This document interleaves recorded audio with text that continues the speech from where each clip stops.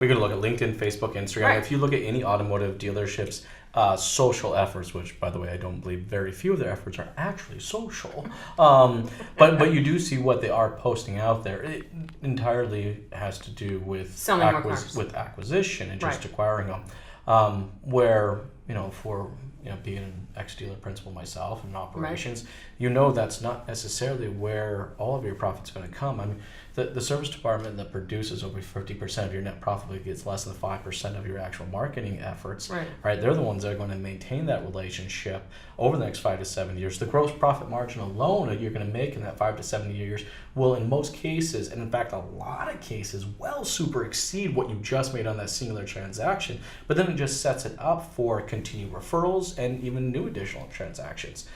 Because if people aren't happy in the service department, Jason, I mean, it's all fine and good to sell them the car. Yeah. But their relationship is really going to be spent in service. So what kind of an impression do you want to leave with that customer after they've taken delivery of the vehicle? Because they're not going. If they're not happy in service, they're not coming back to your showroom. That's the friends and family right. People story, want to do business right? with friends. Absolutely. It's that continued, it's not the fact that you guys hit it out of the park the one time. Okay? Right.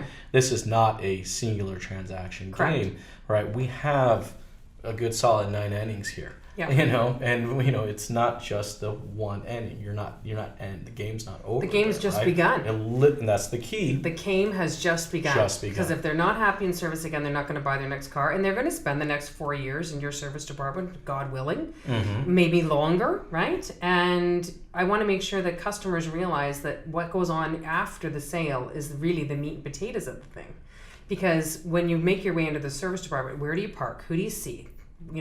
How long do you have courtesy transportation? These kinds of things. Ongoing experience. That ongoing experience. And that's what we focus on wholly. We focus on after the sale experience, know your car night. See, I mean, I look at these, I think of like referral programs. I'm not, honestly, and I know a lot of people really give me crap for this, I'm not a fan of referral programs. You mean like the $150, bird dogs, these kinds of things? I'm not a fan of that. I mean, I think simply if they took that money and invested into just a better user experience through their service and parts department, right, they will actually maintain the client for a much, much, much longer period of time. Yeah. Right?